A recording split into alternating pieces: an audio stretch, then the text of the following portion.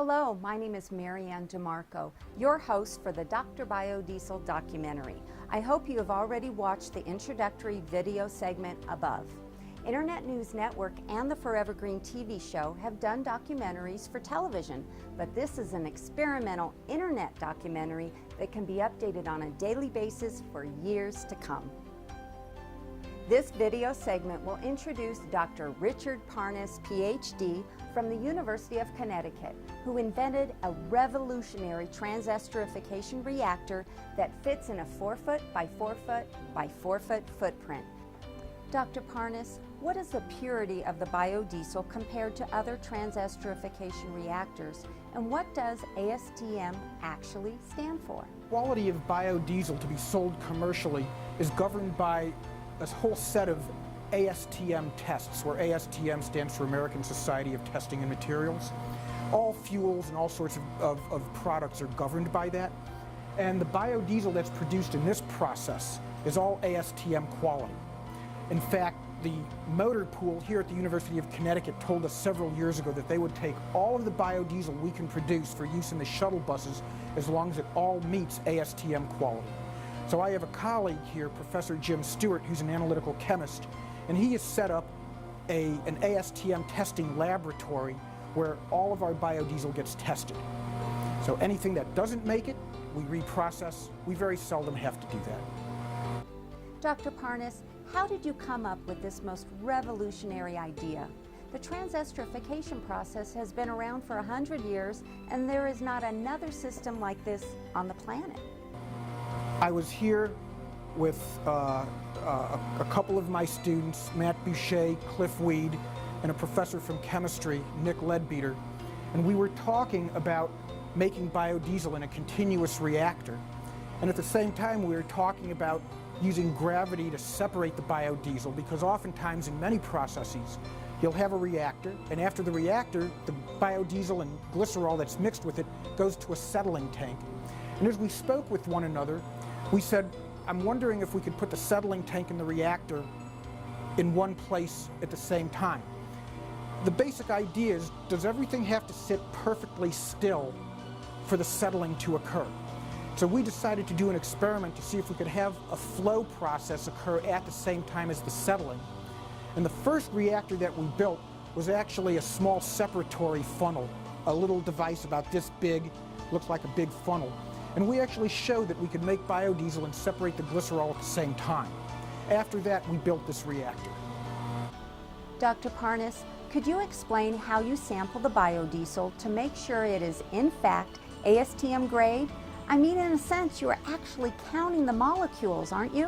When we run our reactor, in order to make sure that our reactor is behaving properly, we take samples of both the biodiesel stream coming out the top of the reactor and the glycerol waste stream coming out the bottom of the reactor. And what we do when we take these samples is we fill a 1,000 milliliter graduated cylinder and we time how long it takes to fill. That allows us to double check our electronic flow meters, because flow is a volume of fluid divided by time. Then we also measure the mass of our collected fluid, so we can divide the mass by the volume in order to get the density of those fluids. That helps us in understanding the composition of the fluids. We also do some other tests called gas chromatography, thermogravimetric analysis, and a couple of other tests in order to measure the actual chemical composition of the fluids. Dr. Parnas, using the EPA's own method of ranking the efficiency of any green process, how does the carbon life cycle analysis model compare to your precision flow transesterification reactor that creates almost no waste from your unique process and thereby a minimal amount of pollution? There's always going to be some waste, but the trick is to minimize that waste, because every molecule that you throw away is essentially a lost opportunity.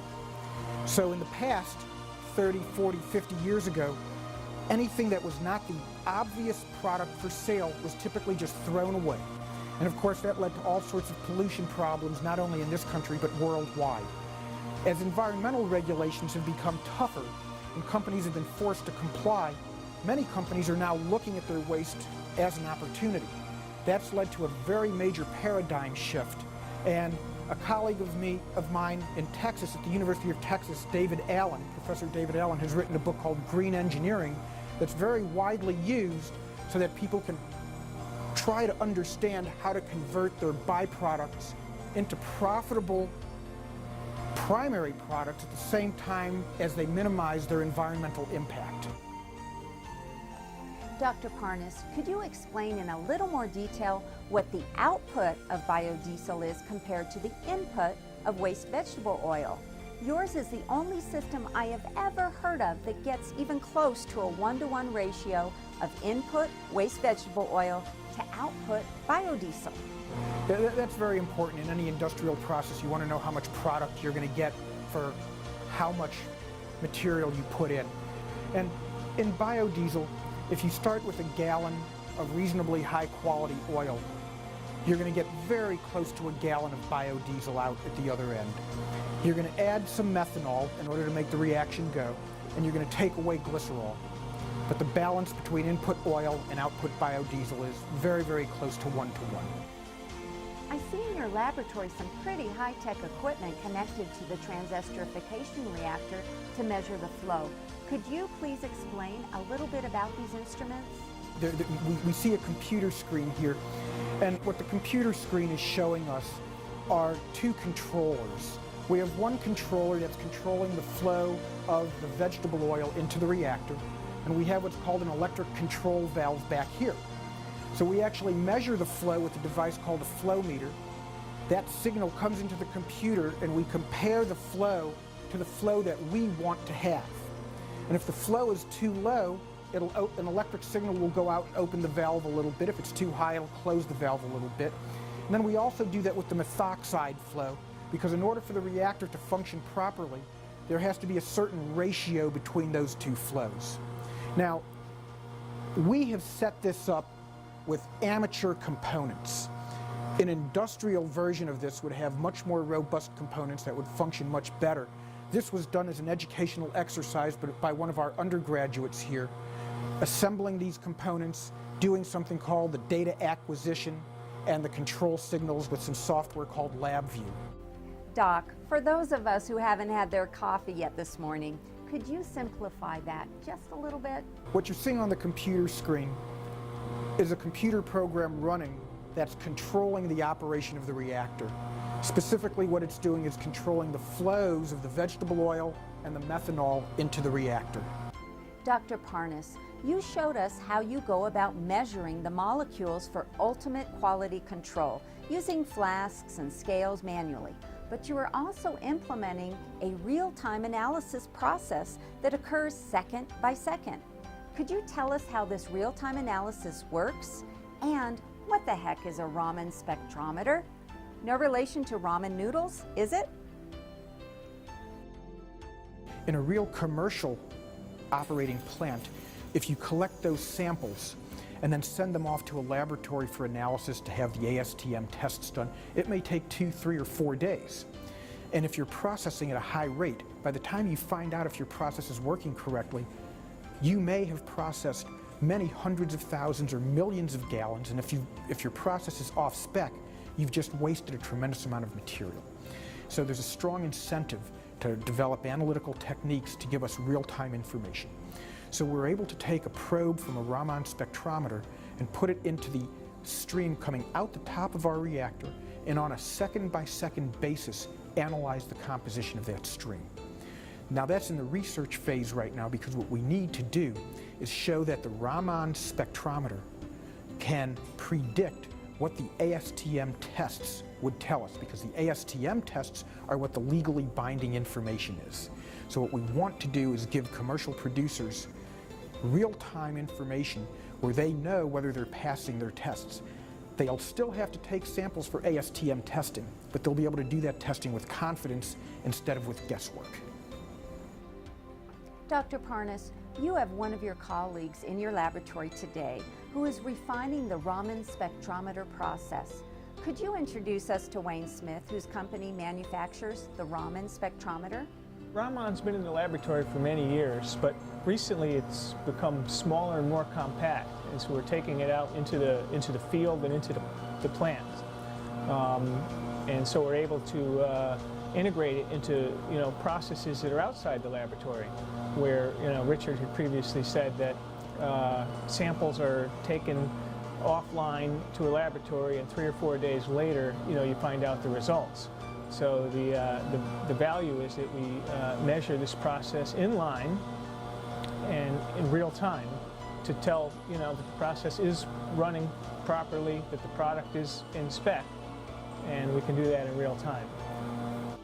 So Wayne, could you explain in a little more detail how this leap forward in real-time, second-by-second analysis using the Raman spectrometer works? I've seen them in use before, but I have never seen one so tiny, and I know the Raman uses laser technology, but how? This Raman device used to be in a laboratory and was practically the size of a refrigerator and required lots of power, water cooling. The sensitivity wasn't good, the probes were large. So, in the last 10 to 15 years, lasers have gotten smaller, lower cost. We've been able to shrink things down real small so that things are portable now. And we can take these, out into the field, into the labs, the plants, the pilot plants, and so forth. So Wayne, how did you become involved with this maniacal genius creating a whole new industry? Been involved with UConn for a number of other projects, so we met through that, and then hearing about this opportunity for the continuous flow reactor, where they needed to continuously monitor the reactor versus drawing samples, bring them to the lab, doing the results. So we're providing a solution where we can tell them in real time the products that are being made. Dr. Parnas, please explain to us what your lab is doing and how your laboratory is working with commercialization from around the world. The University of Connecticut, what I have is a biodiesel production laboratory. And in that laboratory, what we do is we design reactors and separation processes that are necessary in order to produce biodiesel. So some of the processes that we've designed and built, we have patents on. We're working with people to commercialize these now in various places, including the southern part of the United States, France, various places here in New England. The glycerol is normally thought of as a byproduct. Now, when the glycerol comes out of the reactor, it actually has a lot of methanol and potassium hydroxide in it. So the raw glycerol stream here is a toxic waste product. It would cost over $200 to legally remove each 55-gallon drum of it. So what we do, and what most commercial biodiesel operations do, is they reclaim the methanol from this waste stream because they have to buy methanol to run the process in the first place. The other thing that we do is we neutralize our glycerol, because since it has a lot of potassium hydroxide catalyst in it, it's very caustic. So we neutralize it with phosphoric acid in order to make a material called potassium phosphate, which is a fertilizer ingredient. Then the glycerol that we have is reasonably well cleaned up, and there are many companies that will buy it for approximately $1 a gallon. They will convert it, they will further clean it up to food grade or pharmaceutical grade glycerol to be used in shampoos and hundreds of other products. However, we have a new reactor here where we are converting the glycerol into a specialty chemical that's worth approximately $25 a gallon. And so what we're going to be doing is, as we commercialize this technology, we're going to be bringing this specialty chemical technology along also in order to help businesses double their revenue, so that both the biodiesel and the glycerol are a profitable revenue stream for the business. Dr. Parnas, you take waste vegetable oil from the University of Connecticut Food Services, which feeds 20,000 students, so this is in the non-food oil group, and turn it into ASTM-grade biodiesel, which the university's shuttles actually use. Tell us a little bit more about this loop. When we run our reactor, we see a situation where we have a very interesting combination of the chemical reactions and phase separation. Phase separation is like what happens in oil and vinegar salad dressing when the two materials don't like each other and they separate. So in our reactor, when we make biodiesel, we also make a byproduct called glycerol. And so the two will phase separate. And so what you see in the reactor is you see some swirls and some interesting motion within the reactor. And what that is showing is that phase separation process in real time. Now, in other processes that are out there, all the others that I'm aware of, the reactors are very highly mixed. And so in that case, the glycerol and the biodiesel stay all together and they come out of the reactor together.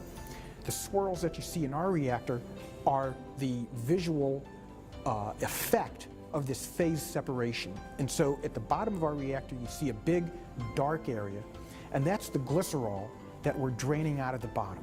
And then as you go up the reactor, you get more highly purified biodiesel until when you come out of the reactor, there's very little of the glycerol left, and the vegetable oil is almost all converted to biodiesel.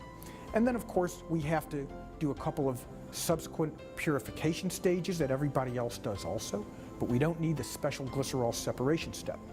We then go to ASTM testing, verify that our product meets ASTM specifications, and then we take our product over to our shuttle buses, mix it with the petroleum diesel to help run the shuttle buses around the university. Dr. Parnas, could you explain in lay language your unique process of taking the different non-food oils like waste vegetable oil, jatropha, and algae and making ASTM grade biodiesel? The thing we do here is we're doing it with non-food oils.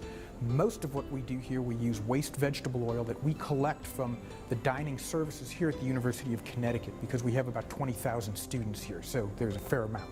And we process, somewhere between 1,500 and 2,500 gallons a year of waste vegetable oil into ASTM grade biodiesel. What we do is mainly a two-step process. With waste vegetable oil, first we go through what's called a pre-treatment process, where we react the free fatty acids that are present in waste vegetable oil and make those into biodiesel. Then we go into the normal biodiesel production process, where we react the normal vegetable oil molecules called triglycerides into biodiesel. Now, since we use non-food feedstocks, waste vegetable oil, of course, is lower quality, it has contaminants in it, it's a little harder to process. Another non-food feedstock is an oil that comes from a plant called jatropha, and we have processed that here. And it's a non-food oil because it's very, very bitter. It has a lot of these free fatty acids in it right out of the seed. We process that. The other non-food oil that many people talk about today is oil from algae, and that's still in the research and development phase, and we're working with companies on that as well. There are some differences in algae oil, but enough similarity so that we think it'll process almost like everything else. Dr. Parnas, we can see into the 6-inch diameter by 4-foot glass tube of your reactor, and some type of phase separation is happening in the middle of the tube between the dark waste vegetable oil at the bottom and the light-colored biodiesel at the top. Could you explain why this phase separation takes place at all without all the mixing that is done with conventional transesterification processes? What is unique about this reactor here, and the reason we have a patent on it, is because at the same time the chemical reaction occurs to convert the reactants to the products, the separation of the glycerol from the biodiesel occurs. So let me point out in detail a couple of features of the reactor. First, right at this point here is where we're combining the vegetable oil with the methanol, and then it goes through here, and this is actually a mixer here, and it goes in here, and then it very slowly, over a period of about 20 minutes, flows up the length of the reactor. While it's flowing up the length of the reactor, these chemical reactions are occurring. But at the same time, we're making the glycerol. The molecules of glycerol agglomerate together and form little droplets, and they're heavier than the biodiesel. And so they separate from the biodiesel and fall down to the bottom of the reactor, just like oil and vinegar salad dressings separate. This black puddle that you see in the bottom of the reactor, this is the glycerol, and we're continuously draining the glycerol out the bottom of the reactor, and we're draining it down into this tank here. At the same time, the biodiesel is coming out the top of the reactor, and it's going to that tank further over there. So the reason we have this reactor tilted over is because at the same time the chemical reaction occurs to make the biodiesel, we're also separating the glycerol. And by tilting the reactor, this allows us to get the vast majority of glycerol out the bottom, and only a little bit of the glycerol goes out the top with the biodiesel. This particular reactor, which is a 6-inch diameter tube, runs at about 1 liter per minute, which is the equivalent of about 15 gallons per hour. So every 10 hours it'll do about 150 gallons. And what that means, if this was run on a business basis, that is as close to 24/7 as possible, this reactor as it sits here would do about 100 or 150,000 gallons per year. Now, in the same footprint that we have here, we could also put a 12-inch reactor, and a 12-inch reactor would do 4 times the flow. So we have the capability to set up a reactor right here that would do about 500,000 gallons per year. However, we don't have the infrastructure to support that because this is a research environment. The other thing that you might notice in the picture, of course, is that this thing is tilted back. And one of the very interesting things that happens is that when you tilt the reactor back, it gives a much better performance for separating out that glycerol. And that has to do with a fairly mathematical relationship between the flow of the fluid, the direction of gravity, which is straight down, as well as some of the fluid mechanics that's going on inside the reactor. So we don't have to go into the details, but there's a very good reason why we tilt this back, so that under these conditions right now, we're getting about 99% conversion of the triglyceride vegetable oils to the biodiesel. And at the same time, we're getting about 85% separation efficiency of glycerol. And that means that 85% of the glycerol that's created in the reactor is coming out in the bottom here, and only 15% of the glycerol is going out the top with the biodiesel. And the reason that's important is because once we've gotten most of the glycerol out, as we're doing right now, then the rest of the glycerol can be easily cleaned out of the biodiesel in normal post-processing steps. Dr. Parnas, I know that you are improving the analysis from periodic sampling to continuous real-time sampling, but could you explain the difference between flow, mass, density, gas chromatography, and thermographic analysis in fluid dynamics? As we run this reactor, we seek to understand how much glycerol is being produced, how much biodiesel is being produced, and where everything is going, what's coming out the top, what's coming out the bottom. In order to do that, each hour we take samples of the material coming out the top, and we take samples of material coming out the bottom. When we take those samples, we fill up these 1,000 milliliter or 1 liter graduated cylinders, and we actually time how long it takes to fill these up in order to double check our flow meters. And then also, once we have a volume, we weigh this material on our balance here in order to get the mass so that we can get the density. What we're not seeing on the camera is we're also taking these samples and we're doing gas chromatography testing on them to get the composition, that is the chemical composition of the material coming out the top. And the samples from the bottom of the reactor, we're going to go do several different tests on those. We're going to go do something called a titration, as well as a thermogravimetric analysis in order to understand the chemical composition.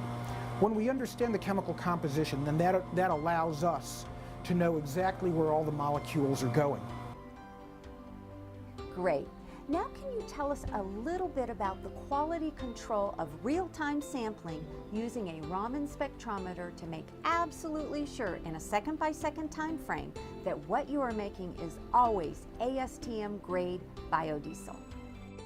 In a real commercial operating plant, if you collect those samples and then send them off to a laboratory for analysis to have the ASTM tests done, it may take 2, 3, or 4 days.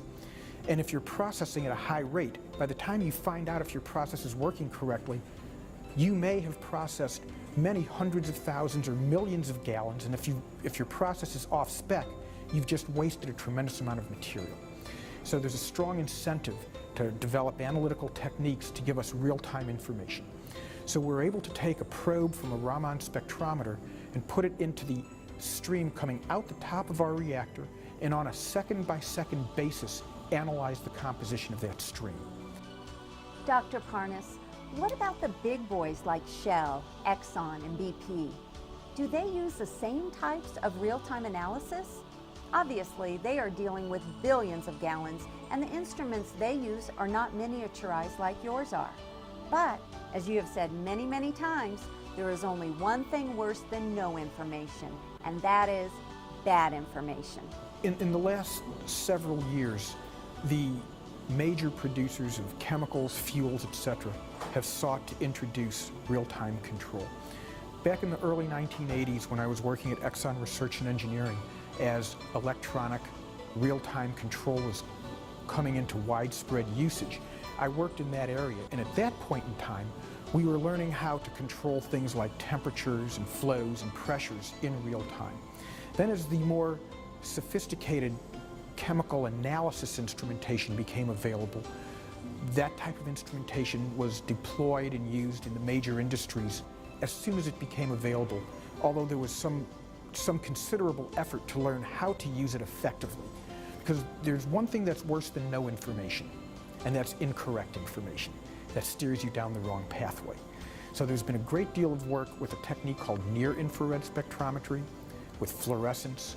Raman spectrometry is a very, very powerful technique. It's come along a little bit later because it's actually, the instrumentation is actually a little bit more sophisticated than some of the others. But in the last 10 years, this has become a very important tool. Because even though in the mass media, biofuels are oftentimes talked about as a green energy, green alternative energy source, if one takes a good product and actually produces it in a way that is bad enough, you can actually have a net negative impact.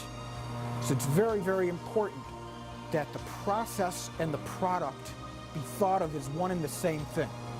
My favorite example of that is when we talk about electric cars. The car companies, of course, are advertising electric cars as pollution-free. Well, first of all, the electricity to charge those batteries has to be generated, and in this country, most of the electric power is generated by burning coal. So that electricity, those electric cars are not pollution-free. The generation of the pollution has simply been transferred somewhere else. Second of all, the 600, 800,000 pound battery packs that go into those cars have to be produced somewhere. And the lithium that goes into those batteries is being strip mined from countries like Colombia and various other countries. And this is a huge environmental impact. Now, off the top of my head, I don't know the complete environmental impact of electric cars, but it is not zero as is being advertised. At the same time, the production of biofuels is not a zero environmental impact either. If one cuts down rainforest in Brazil to grow more sugarcane to make alcohol fuels, or one cuts down the rainforests in Indonesia and Malaysia to grow palm trees to make palm oil for biodiesel, that has a huge negative impact.